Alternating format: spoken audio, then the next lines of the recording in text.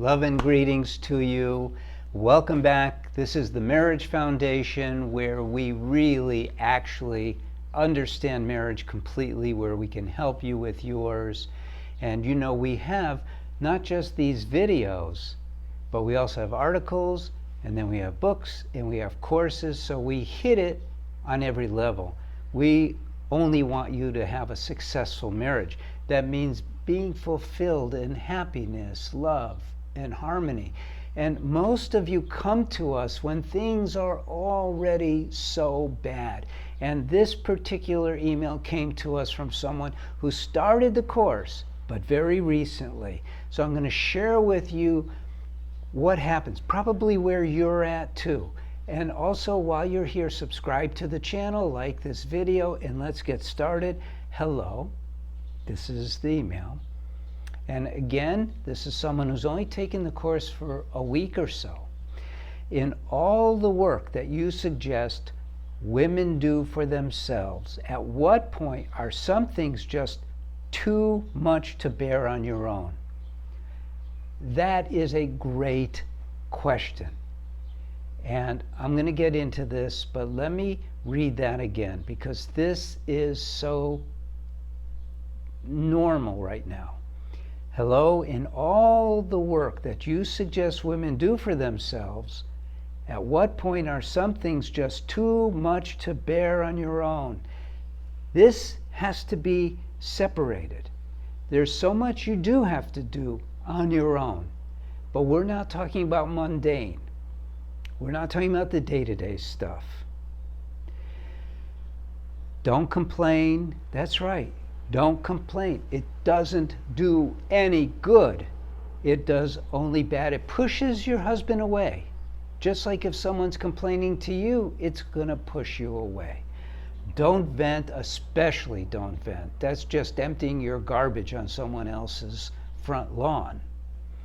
Manage your emotions, of course. This is your mind. They should be totally restrained. We are taught in this world to live with our emotions, work with our emotions, but that's not true. This is misinformation.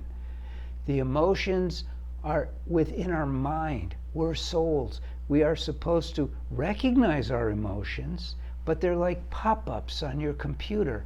We're supposed to be in the joy of our soul, the love of our soul.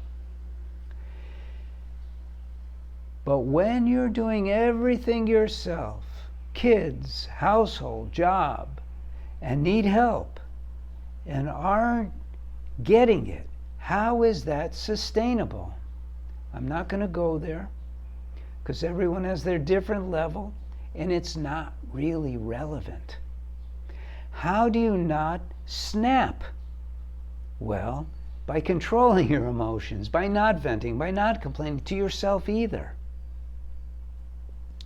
I've tried to proactively ask for help from my husband, which never works. Example, in the morning, it would be great if you could get up a little earlier and help get the kids ready. He's not going to respond to that. And I could go into why, but he's not. Maybe for a day or two. However, it doesn't happen. Oh, you see, what a shocker. It doesn't happen. And then when I'm in the moment of all the chaos while trying to get myself ready to work, I snap. Shouldn't snap. But how do you not snap? I've tried working on myself in form of getting up earlier, preparing things at night, etc., but I still need 20 minutes to myself, no kids, to get ready.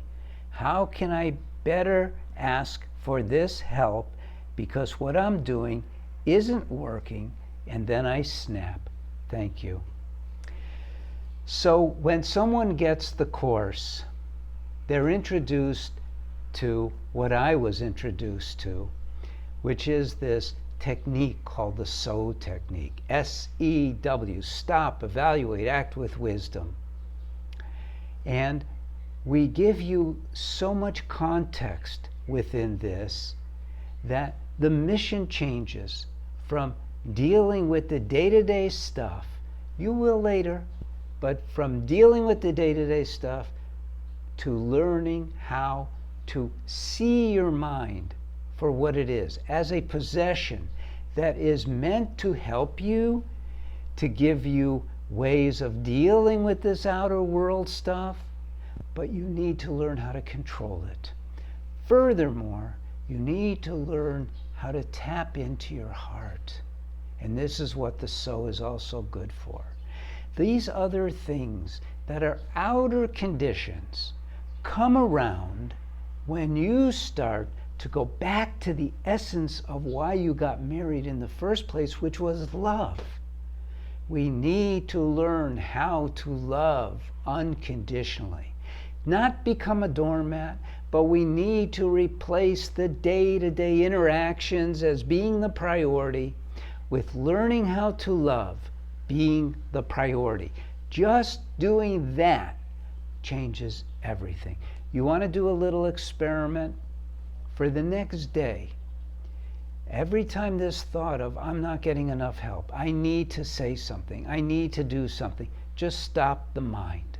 Just stop it.